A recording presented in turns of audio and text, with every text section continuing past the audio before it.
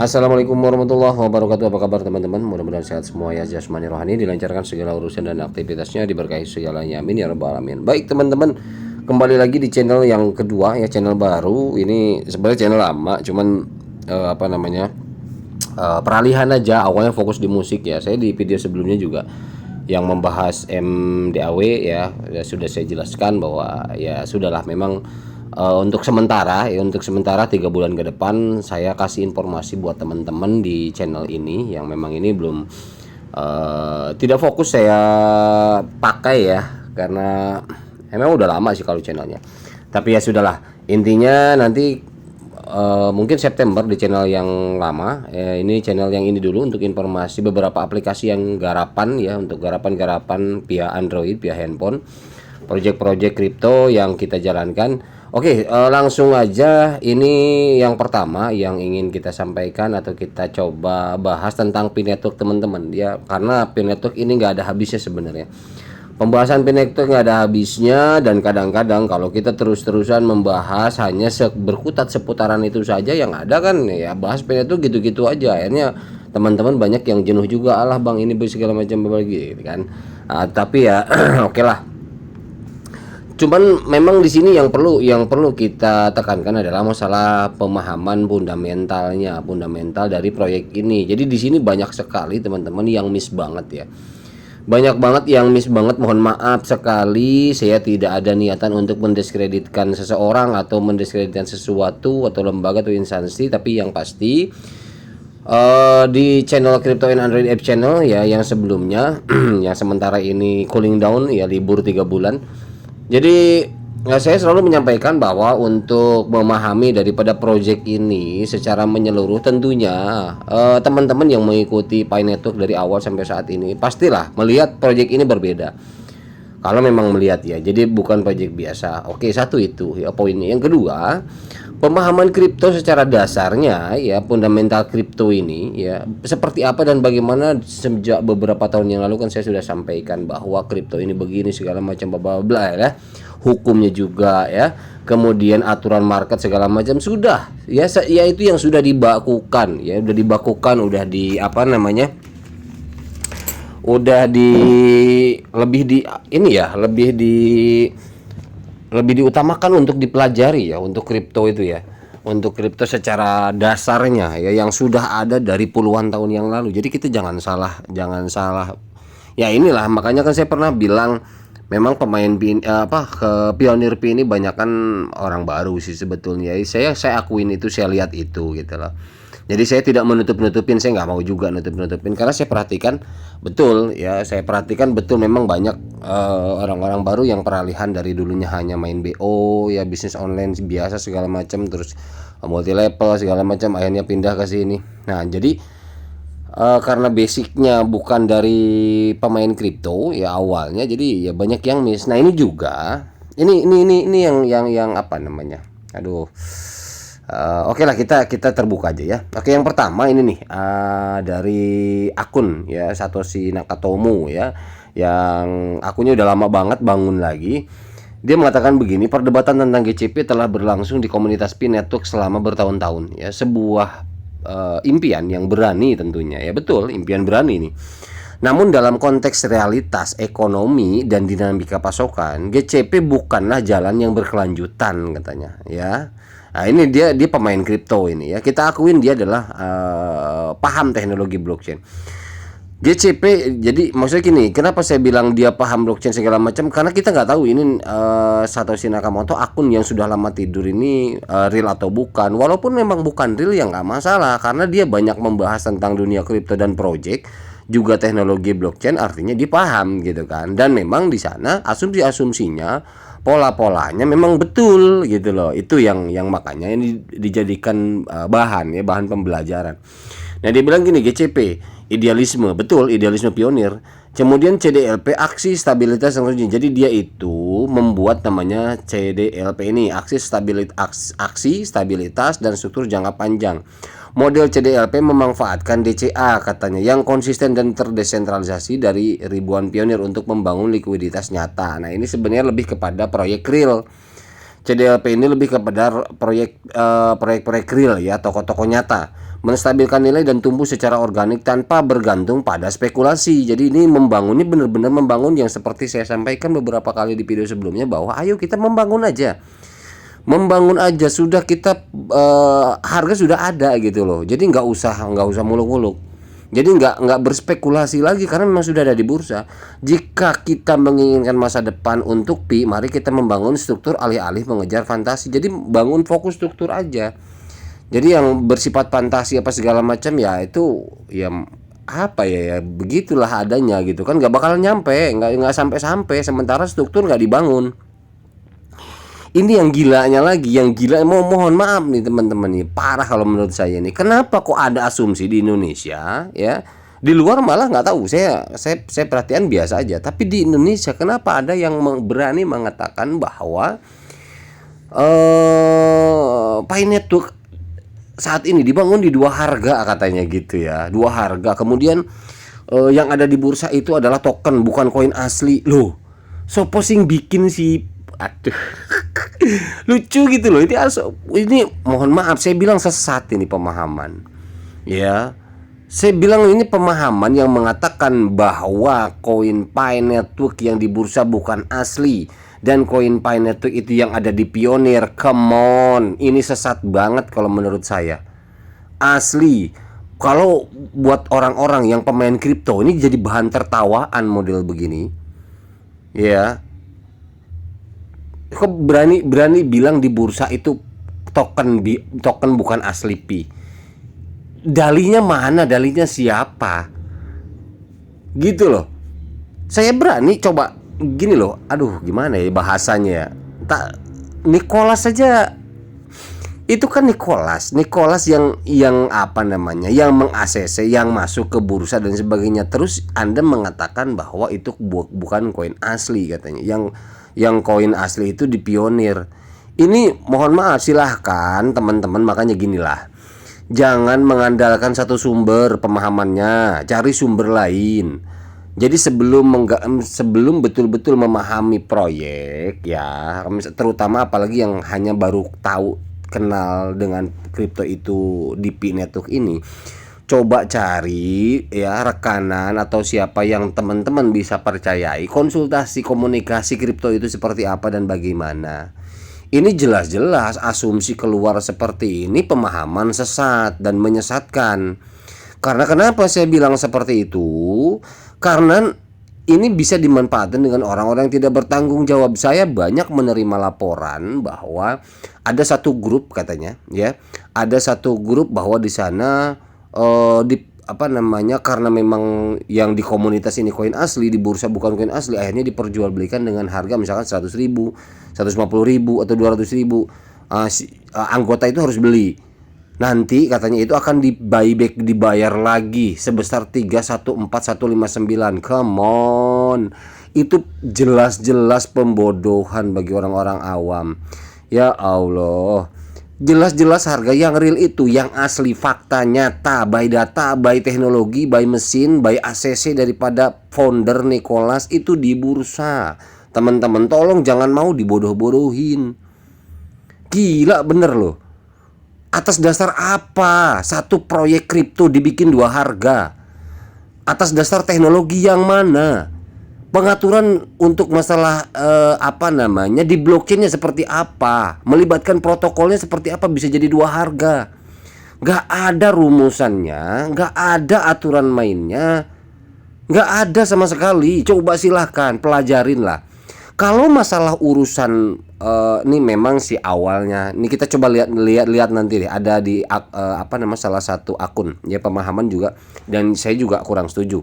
Tapi yang jelas teman-teman tolong ya, bahwa ada juga yang mengatakan transaksi katanya harus menggunakan GCP, nggak boleh menggunakan harga bursa dan sebagainya. Sampai kapan? Orang ini kan punya kekuatan ekonomi terbatas. Sekaya apa sih orang tersebut menjual harga mobil di bawah 0,0 berapa sekian Pi? Ya sementara dia belinya ratusan juta mungkin kalau di rupiah. Kalau tujuannya membangun nilai dengan cara seperti itu, kalau menurut saya mohon maaf ya, akhirnya saya juga ngomong seperti ini. Pengen dari dulu juga saya pikir ya, karena memang belum listing. Kalau dulu kita memperjuangkan boleh lah, ya kita boleh memperjuangkan, siapa tahu nanti ada mekanisme tertentu yang dibantu oleh core team untuk mendapat improvement value. Ya, kalau memang belum listing, tapi kan ini kita bicara setelah listing. Masih banyak yang nggak terima dengan harga yang ada di bursa. Ini yang lucu buat saya. Ini yang lucu buat saya. Ini kan udah ada, udah jelas di bursa. Di bursa tier 1. Udah kelas dunia bursanya, bukan lokal lagi. Masih bilang bahwa itu bukan asli. Astagfirullah. Ayolah sadar teman-teman, janganlah membodoh-bodohi orang awam gitu loh kalau menurut saya. Bagi teman-teman yang merasa dirinya paham, menguasai proyek segala macam, ini mohon maaf teman-teman. Kalau seperti itu berarti jelas orang yang mengeluarkan asumsi seperti itu nggak ngerti.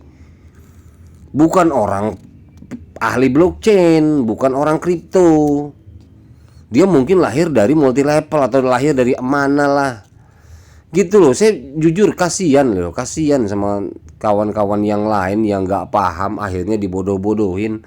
Ya mau nggak mau saya belak-belakan aja. Sekarang coba disuruh jual, misalkan contoh gini lah, satu mangkok bakso harusnya 15.000, disuruh jual harga GCP, buset dapatnya 0,00000 sekian, bukan rupiah lah. Dia mau belanja lagi kayak bagaimana? Udah jelas-jelas kalau melalui bursa kan ketahuan 15.000, berarti satu koin pi lebih, misal contoh kayak gitu. Dia buat belanja lagi bisa dijual di bursa, kan itu yang membangun. Artinya yang membangun instruktur ini adalah usaha offline, misalkan pedagang bakso, pedagang mie ayam atau pedagang gorengan menerima pembayaran piapi. Itu yang benar. Tapi patokannya tetap ke bursa, bukan masalah urusan jadi dua harga. Gila bener loh, menyesatkannya parah banget gitu loh.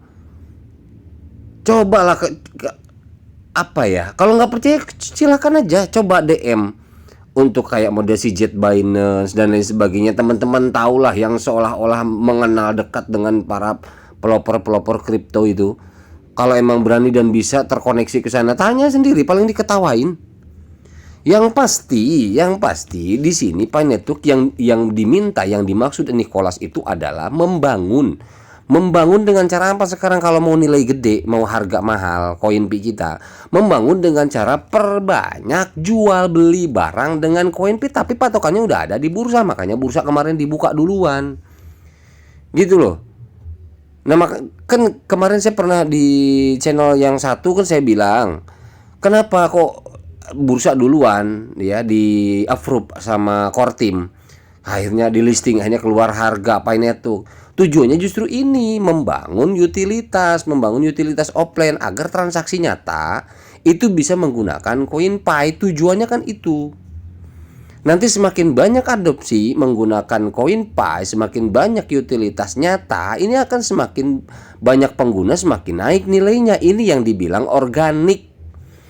Nicholas tim mengharapin yang organik gitu loh. Jadi jangan kemana-mana gitu loh. Dua harga lah apa sih? Aduh, coba kita lihat ini ada satu akun ini. Aduh, ini memang awalnya dari dia juga nih. Maaf nih ya. Coba lihat mana nih ada. Oke, ini teman-teman silakan dibaca aja lah komentar-komentar dari dia ini, banyak banget ya. Mana kemarin, jangan-jangan dihapus lagi. Ada nih buat chat, ada pioneer wants they expect however required pioneer. No. Yang mana ya? Bentar teman-teman. Today lots of teams. Oh ya nih. Ini coba kita lihat, disematkan sama dia malah ya, disematkan. Coba kita lihat. Hari ini banyak sekali tim Dimas yang merupakan pionir gadungan menyerang sayang. Oh bukan ini karena memang dia ngerasa katanya cemburu katanya karena segala macam bla bla. Oke, ini artinya bersih tegang dengan akun yang namanya Dimas nih, Dimas dari Indonesia nih. Makanya teman-teman silahkan aja lah ya, saya nggak iniin, belajar lah, gali lah. Coba mana kemarin dia bahas nih, coba understand ini apa ini. Kemarin panjang bahasannya ini. Masalah apa? Masalah pemahaman yang dia share. Nah ini coba apa ini? Kayaknya bukan ini sih. Sorry teman-teman, agak lama ini. Penghormatan kepada tim GCP Tiongkok Raya mencapai luar biasa ini di depan. Dalam perjalanan penuh gejolak bidang matematika. Intinya ginilah teman-teman ya. Ini kayaknya udah dihapus ini. Kayaknya udah dihapus. Ada cuitan dia nih. Cuitan dia yang mengatakan bahwa membangun untuk GCP ini harusnya, katanya mana ya coba, harusnya transaksi melalui GCP, harusnya serempak semua total, nggak terima dengan harga yang ada. Aduh, masalahnya kekuatan orang itu kan sampai mana, coba lihat ini apa ini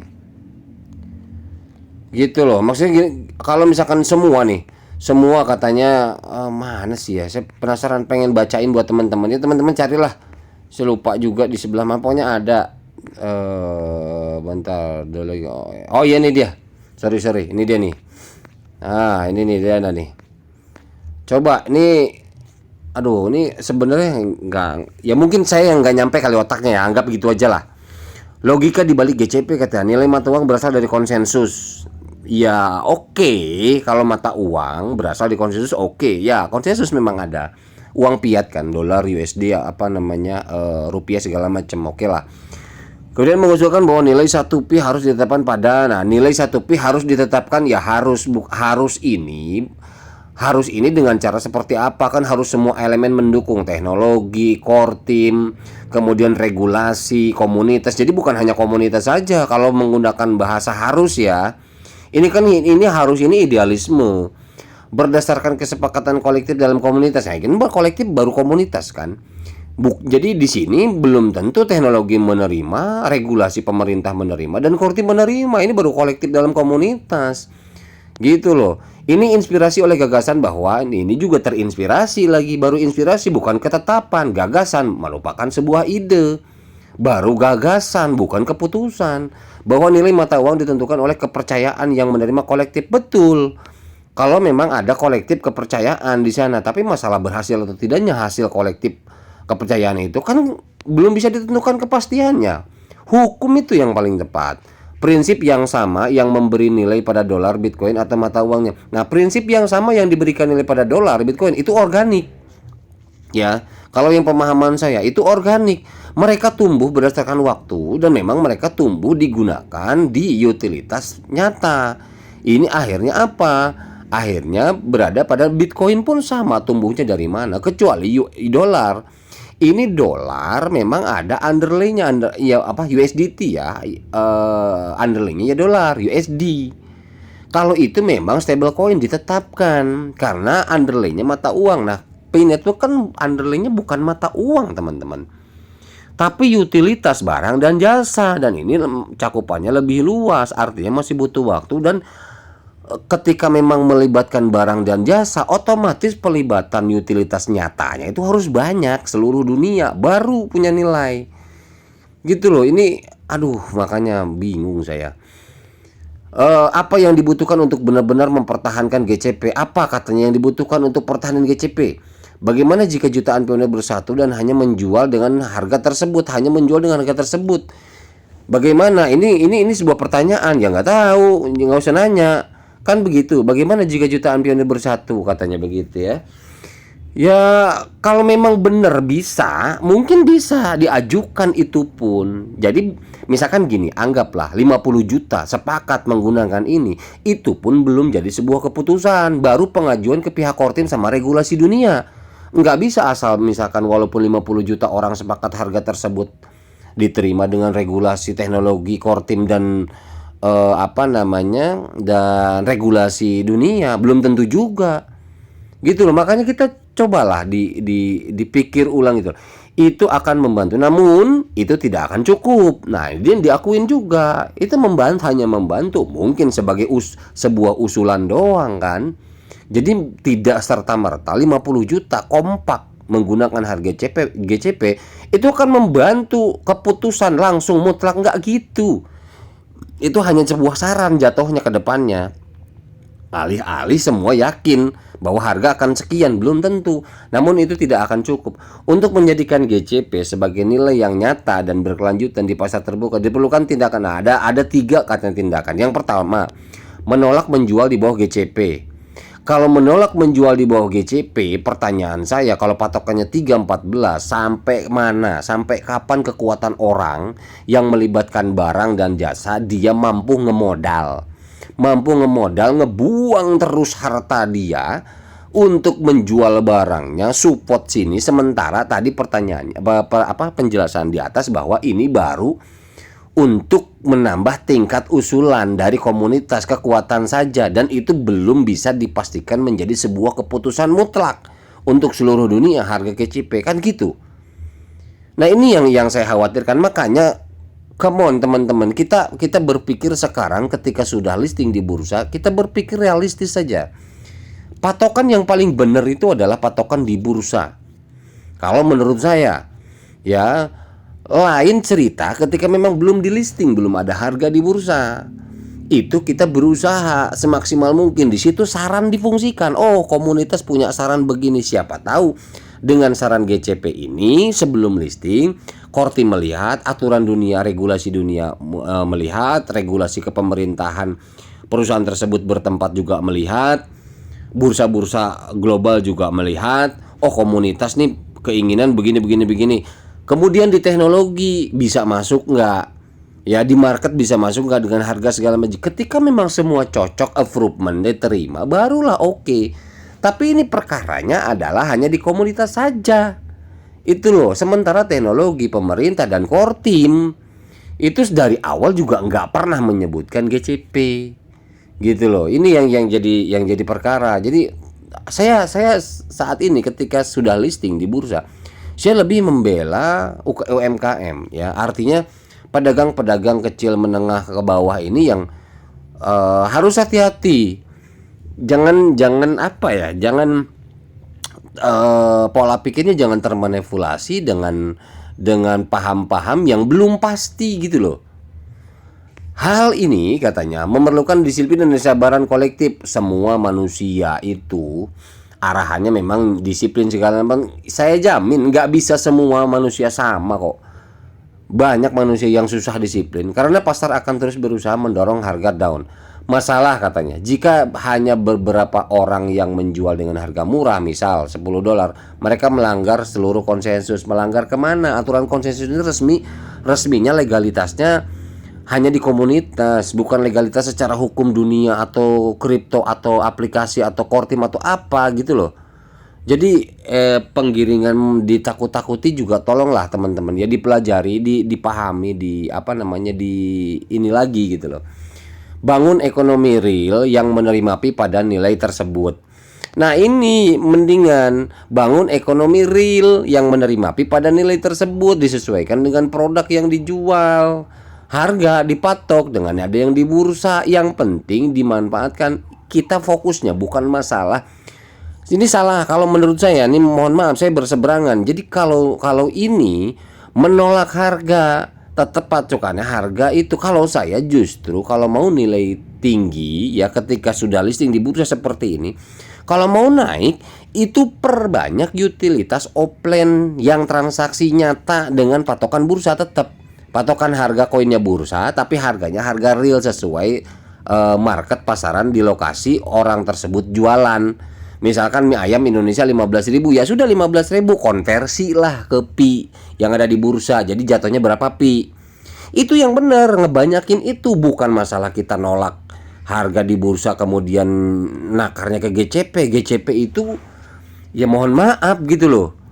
Kalau untuk ketika udah beda ketika kita mencoba mengusahakan berjuang sebelum listing. Mana tahu itu dilihat, mana tahu itu terpantau, mana tahu itu bisa dipertimbangkan. Tapi masalahnya ini udah approval di market ini, tolong saya bilang. Jadi tolong dipahami. Nih, misal menjual mobil seharga $30.000, gila loh. 30.000 berapa ratus juta, seharga 0,0955 pi. Wah, ini edan. Ini sekuat apa manusia, orang sekaya apa bertahan bertahun-tahun ngejual dengan seperti ini? Yang ada bures ekonomi dia, hancur-hancuran paling. Nggak gitu kalau menurut saya, justru harusnya mau dealer mau apa segala macam tetap. Walaupun memang misalkan contoh sebelumnya kita memahami bahwa ketika memang ini tidak melalui harga yang gede, berarti gimana dong? Apa namanya? Kita mau beli mobil harga sekian, kita harus punya koin berapa puluh ribu segala macam. Ya memang mau nggak mau kalau organik seperti itu. Artinya apa? Ketika memang nilai koin kita masih rendah untuk beli mobil nggak mampu, berarti jangan dipaksakan, simpan koinnya. Tunggu naik. Naiknya bagaimana? Kita tumbuhkan dulu dari UMKM dari bawah yang terjangkau. Nah, yang punya usaha offline ya bukalah QRIS untuk apa, QR code-nya untuk Pi Network. Perbanyak lagi. Kemudian mungkin anggota juga atau misalkan pionir juga tambah lagi banyak itu sebenarnya, dan ini masih butuh waktu. Tapi kalau langsung begini ya saya sih justru sekarang ngebela apa pedagang-pedagang ya, yang saya khawatir bukan apa-apa. Saya khawatir karena ada banyak banget yang japri ke saya laporan bahwa posisinya udah bangkrut, posisinya udah habis sekian lah ini segala macam buat membantu tapi hasilnya belum ada. Saya kan miris gitu loh teman-teman. Miris banget ya. Ini saya jadi ya video kali ini saya mau nggak mau ya jeplak-jeplakan udah. Karena kasihan bukan apa-apa, ya Allah, tolonglah gitu ya. Jadi termakan paham yang melawan arus nyata. Arus nyata itu yang sekarang yang ada di bursa, itu arus nyata yang betul, market yang real, yang nyata, yang fakta. Bukan asumsi-asumsi yang semata nggak jelas kepastian kejelasannya, hukumnya dan lain sebagainya. Ini kontrol likuiditas saat Pi terdaftar secara resmi. Aduh. Ya intinya begitulah ya teman-teman, silakan baca aja. Jadi saya harap teman-teman itu bisa apa namanya, bisa dipahami bahwa saat ini yang benar cara membangun value Pi Network adalah yuk kita sama-sama promosikan ya perusahaan Pi Foundation ini atau Pi Network ini di masalah kehidupan nyata, jual beli barang dan jasa. Misalkan saya misalkan contoh nih, saya mau mijet, ada panti pijet nih. Nah, panti pijetnya itu dia jasa kan mijet, bayar pakai koin Pi. Berapa? 50.000. Takarlah ke koin Pi. Oh, berarti 50.000 koin Pi dapat 4 biji misalkan. Ya 4 biji atau 5 biji. Oke, selesai bayar sama dia. Dia juga sama pionir. Terus kita habis dipijit, lapar nih mau makan bakso. Tempat bakso ya udah ada, bisa bayar pakai itu, bayar 15.000 berarti 1 koin lebih. Oke, bayar selesai. Habis itu kayaknya mau beli buah, tukang buah kita beli, bayar pakai koin Pi. Habis itu udah kita pulang misalkan contoh. 3 lokasi pedagang tersebut barang dan jasa kita sudah melibatkan koin Pi. Itu yang benar sebenarnya. Nah hanya memang itu yang organik. Memang namanya organik itu lama. Artinya apa? Masih bisa butuh waktu 5-10 tahun ke depan. Tuh baru nilainya bagus, semacam kayak BNB. Ya kita lihat aja lah pertumbuhan BNB, ETH, BTC ya. Berapa lama mereka punya nilai segitu? BNB sampai sekarang. Awalnya berapa sih? Ya, ratusan perak sama ribuan perak, naik terus puluhan ribu, ratusan ribu, jutaan sekarang. Puluhan juta bahkan. ETH, ya, miliaran Bitcoin. Itu berdasarkan waktu karena banyak pelibatan daripada barang dan jasa. Ya, komunitasnya makin nambah, makin menggunakan. Ini kan Pi Network baru.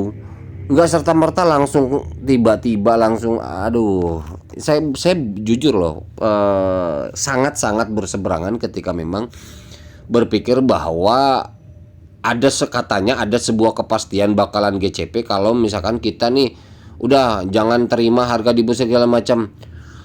Ini yang berseberangan dengan saya. Ketika awal kali muncul ke bursa, kalau saya sudah klik udah selesai, ini berarti harga yang real.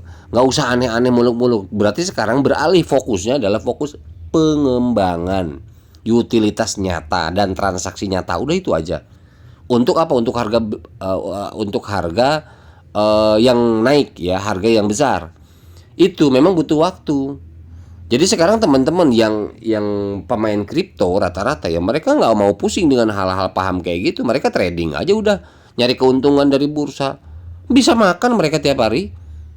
2 jam kalau misalkan anggaplah 2 jam kalau cuma nyari 500.000 merem ya. Misalkan para trader-trader itu ada koin PO ditradingkan saja. Ada yang investasi sistemnya, ada mereka beli simpen buat 3 tahun ke depan, ada.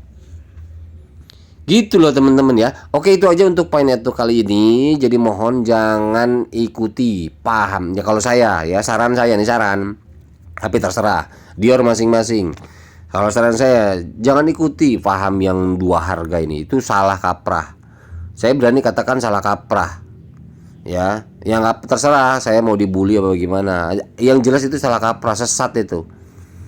Dari mana ada di dunia blockchain kripto dari zaman baheula dua harga, gila Pak. Ya udah ya, gitu aja. Terima kasih. Mohon maaf bila ada salah kata. Wabillahi taufiq. Assalamualaikum warahmatullahi wabarakatuh.